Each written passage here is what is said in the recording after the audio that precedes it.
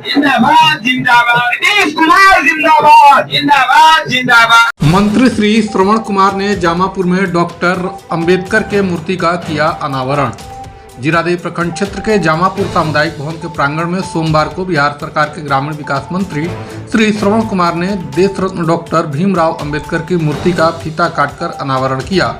बाद में दीप प्रज्वलित कर सभा को संबोधित करते हुए मंत्री श्री श्रवण कुमार ने कहा कि अंबेडकर जी के बनाए संविधान पर चलकर ही आज भारत देश इतना महान हुआ है तथा उनके पद चिन्हों पर चलकर बिहार के यशस्वी मुख्यमंत्री श्री नीतीश कुमार ने बिहार को ऊंचाइयों के शिखर तक पहुंचाया है।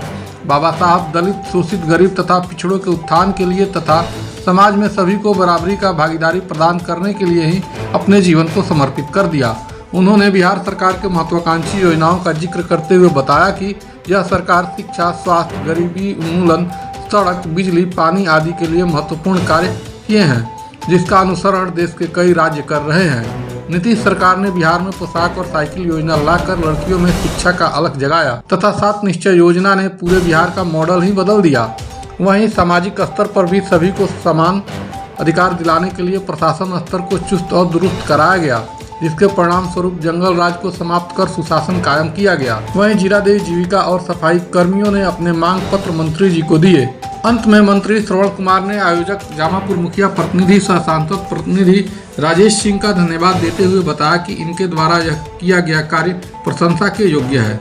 मौके पर पूर्व मंत्री विक्रम कुमार, इंद्रदेव पटेल, मोहन राजभर, सुभाष चौहान, अध्यक्ष राजकुमार ठाकुर, मुखिया महाराजा सिंह, संजय सिंह, अशरफ अंसारी, शिबू अंसारी के साथ सैकड़ों गणमान्य लोग उपस्थित रहे। महात्मा गांधी के सपनों को अगर इस देश में बिहार में सबसे पहले अगर किसी ने साकार किया, उनको न्याय दिलाने का काम किया, उनको विकास के रास्ते पर ले जाने का काम किया, उनको सम्मान संरक्षण किया, उसका नाम नीतीश कुमार। ठीक है। अब मैं ये सम्मानित जो कार्यक्रम चल रहा है, इसकी अगली कड़ी में रंगोली पंचायत के मुखिया प्रतिनिधि है, संगठन का नाम नहीं भूला है क्या?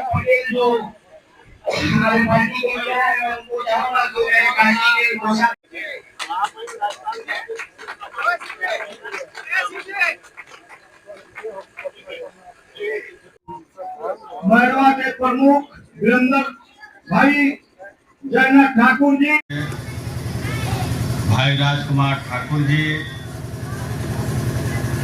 और आज के इस मौके पर मंच पर विराजमान बिहार सरकार के पूर्व मंत्री और इस इलाके के जन जन के नेता आदरणीय विक्रम कुमार जी, यहाँ पर उपस्थित बिहार प्रदेश अल्पसंख्यक प्रकोष्ठ के प्रदेश अध्यक्ष भाई अशरफ अंसारी जी, पूर्व जिला अध्यक्ष जनता दल को बता दी गई होगी कि डॉक्टर भीमराव अंबेडकर जी क्या, कैसे और कहाँ थे, किस तरह से उनके जीवन चरित्र क्या है, जीवन के बारे में पूरे वर्णन सभी लोगों ने किया होगा। मैं सिर्फ यही कहना चाहता कि अगर बाबा साहब नहीं होते तो हर व्यक्ति आज अपने को अधिकार के लिए, कर्तव्य के लिए खड़े नहीं होते। बाबा साहब के संविधान में जो शक्तियां हैं, संविधान में जो ताकत है, उसके बदौलत गांव का गरीब आदमी भी और बड़े से बड़े लोग भी आज उस कानून के दायरे में हैं और कानून के हिसाब से आज काम हो रहा है। बाबा साहब का जन्मदिन है और पूरे देश और पूरे दुनिया में बाबा साहब के मानने वाले आज उनका जन्मदिन मना रहे हैं। बाबा साहब समता मूलक समाज चाहते थे। बाबा साहब वो जो गांव की जो झोपड़ियां हैं और बड़े लोगों का जो महल है, उनको भी सबको बराबरी का हक देना चाहते थे और बाबा साहब के सपनों को साकार करने में हम सब लोग लगे हुए हैं। हमारी सरकार बिहार में और बिहार के मुख्यमंत्री जी जब से मुख्यमंत्री बने हैं तब से बिहार को आगे बढ़ाने के लिए काम कर रहे हैं और बाबा साहब के सपनों को साकार कर रहे हैं, राष्ट्रपिता महात्मा गांधी के सपनों को साकार कर रहे हैं। अभी मुर्तजा जी बता रहे थे कि ज्ञान ऐसी चीज है कि जितना उसको पीजिएगा उतना ही उसके अंदर तासीर बढ़ेगा, उतना ही उनके अंदर ताकत बढ़ेगा। तो हमको तो मौका मिला और बिहार में सरकार चलाने का, तो हमने तो सबसे पहले यही काम किया। आपने देखा कि आज गांव के स्कूलों की हालत क्या है। आज से पहले 20 साल पहले एक बार जो हमारे बुजुर्ग लोग हैं थोड़ा नजर दौड़ा के देखेंगे। आजकल के जो 26 साल 27 साल के जो नौजवान हैं उनको क्या मालूम है कि आज से 20 साल पहले बिहार की क्या हालात थी।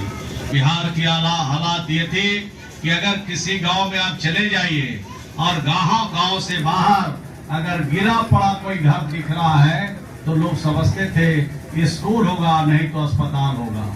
और आज गांव से बाहर 20 साल के अंतराल में गांव से बाहर गांव के बड़े आदमी से अच्छा कोई घर दिखता है, अच्छा कोई मकान दिखता है तो लोग समझ जाते हैं या तो सरकारी स्कूल होगी और नहीं तो हॉस्पिटल होगा। ये 20 वर्षों के शासन में ये फर्क दिखने लगा। और अगर घर नहीं होते, अगर स्कूल के बिल्डिंग नहीं होते, वहाँ शिक्षक नहीं होते और वहाँ पर पढ़ाई नहीं होती तो जो बाबा साहब का सपना था वो साकार नहीं होता। आज गांव के स्कूल में कौन पढ़ रहा है? गांव के स्कूल में गांव के गरीब के बच्चे पढ़ते हैं, चाहे किसी भी जाति या किसी भी धर्म और किसी भी मजहब के मानने वाले हो। बड़े लोग के बच्चे तो कॉन्वेंट में पढ़ते हैं। आज जीरादेई से भी अगर कॉन्वेंट बड़े लोग होंगे तो उनके प्राइवेट स्कूल में उनके बच्चे पढ़ते हैं। अभी प्राइवेट स्कूल के संस्थापक जी को हम लोगों ने सम्मानित किया और राज्यपाल महोदय ने भी कल उनको सम्मानित किया है। तो ये भी अच्छा काम कर रहे हैं, ये भी नेक काम कर रहे हैं। ऐसा नहीं कि प्राइवेट सेक्टर में खराब काम हो रहा। और प्राइवेट सेक्टर में अच्छा काम करने वाले लोगों को हम लोग का स्वागत करते हैं। जब पहली बार बिहार में नीतीश कुमार जी मुख्यमंत्री बने थे उस समय 35 लाख बच्चे स्कूल से बाहर थे। ये प्राइमरी स्कूल गए ही नहीं थे। तो प्राइमरी स्कूल जब जाएगा ही नहीं तो उच्च विद्यालय में कैसे पहुंचेगा, मध्य विद्यालय में कैसे पहुंचेगा।